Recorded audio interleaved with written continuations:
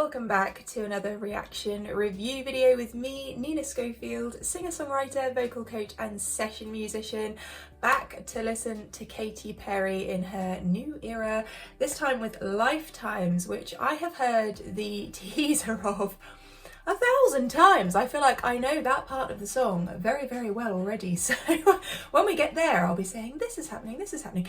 But what we're going to do today is watch and see what's going on in the music video. Over on Patreon, I am able to upload things which feature music videos, major releases essentially, without them being blocked. Over here on YouTube, if I try and do that, doesn't work. So over on Patreon, I'll leave a link for that below. You'll be able to watch the full version of this reaction with the music video and just every part of the song. And here on YouTube, we'll be looking at the music and the production and lyrics and everything we're doing in that Patreon video, but the edited version. So this is like the highlights reel of the reaction here on YouTube. So yes, as I say, we will be diving into what is going on in terms of the arrangement, and you know, maybe there's a few motifs we like in this, or something just kind of speaks to me, or there's something going on musically that I want to talk about, all of that fun stuff and more. So are you ready to watch and listen with me? Let's go. Such a garage 90s kind of feel. Actually, her vocal is sounding really good on this. There's a lot of presence, like an impact with it. I think that's something about Katy's tone, where she always just kind of steps into a song. I know this bit. 4 to the floor drum, 5th drum. Yeah, so this is the bit I know. So, I know you feel it. Can you believe it? Yeah, so catchy. I like the lift up as well, in terms of melodies and intervals within that. We've got this 5th jump. I always think 5ths. I'm seeing a lot of 5ths recently in pop music, but I always think they deliver some of the catchiest melodies utilising 5ths, so there you go. A little songwriting tip for you if you're writing a song at the moment. Use a 5th. But yeah, I think that's so catchy. It's not just that step up, that interval jump, it's also the rhythmical aspect of that as well. Okay. Like the sun is always rising. Wow, the bass. Like the stars are in the sky. Because we've got this bum bum bum bum bum bum bum bum bum. Obviously, with my tonality, completely destroys it, but the vibe of it is that real muted bassy bass. I really like that. It almost feels like it's in a room next door. Someone's playing the bass in the room next door. That's how I kind of think of or visualize muted sounds, especially with the bass. Like there's a club next door. You and I will find each other. We're at the end of that phrase.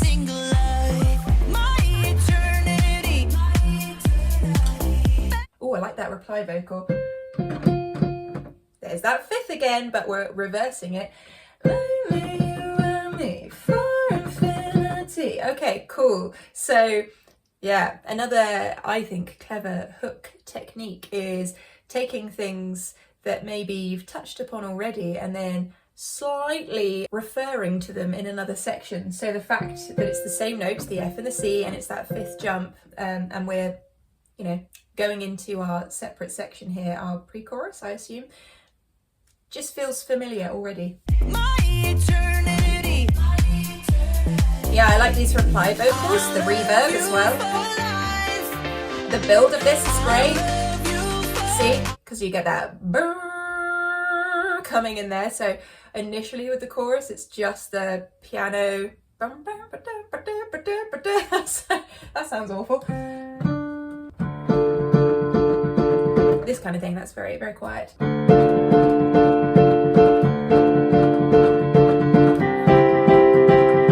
You know, that kind of rhythm and vibe with the vocal. Actually, it's interesting that I played it like that, because if you played it like that, it has a completely different vibe. So what I'm doing there is, it's the same chord, but instead of having the A on the top, I'm having the F on the top. They're all notes within this chord, but it sounds different, right? This is the different inversions of the same chord, so the different versions of the same chord essentially. You can place them in different ways, and without that top note, it loses some of the height, it loses some of the brightness. Hang on, let's just take it back to the beginning of that chorus. In actual fact, she's got the C on the top, so actually that's what's elevating it even more. Okay, so within this chord, actually she's added the 7th in, so if you think each note within a scale has a number, 1, 2, 3, 4, 5, 6, 7, etc, etc, we've got 1, 3, 5, 7, and it gives it that almost jazzy element, but wow, that elevates it. So yeah, what I was saying still stands true, but actually we've got the C on the top of this. And there's that bassiness coming in. Shuffle on the drums. 3, 4.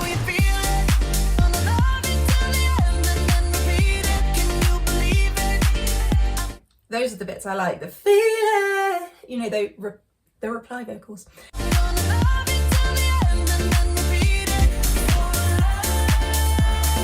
Okay, extended. Can you hear there's a very subtle harmony underneath. So she's doing, and underneath, for life. So you have this kind of lovely effect with that, but it's very subtly blended into the background, the ambience of the song. Is this the bridge then? Oh, here we go. Yeah, these reply vocals. Oh, that again. It's the C5. And the D5. Shuffle rhythm coming back in.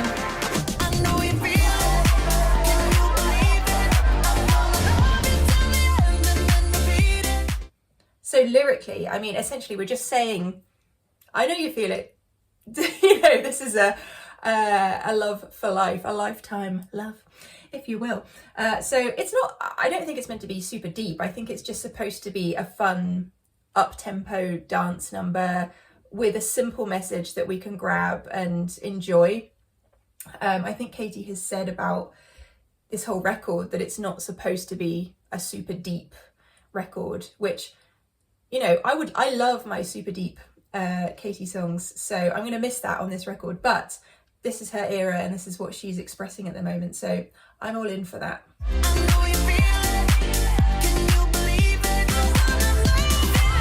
Woo!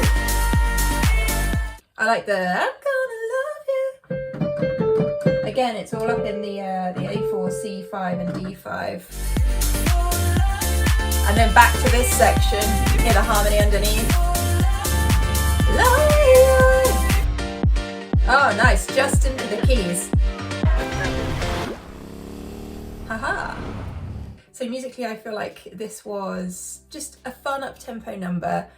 Everything had its place. It was well constructed, that's what I'd say. So because you had elements coming through and then they were repeated again later, it felt catchier the more it went on.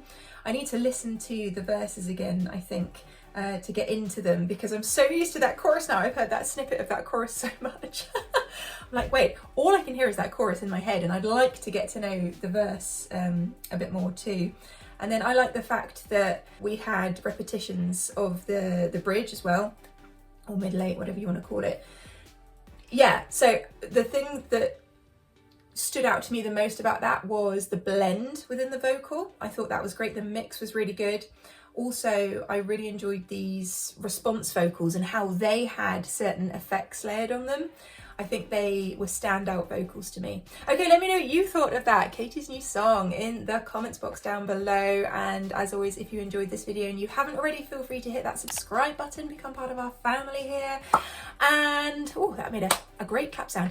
And I will look forward to seeing you on another video very, very soon. As I say, the full reaction to this, so the one that includes the music video and there's no stops, unedited, is available over on Patreon, link below in the description box and the pinned comment. And I will look forward to seeing you on another video very, very soon. Have a great rest of your day, everyone. Love you. Bye.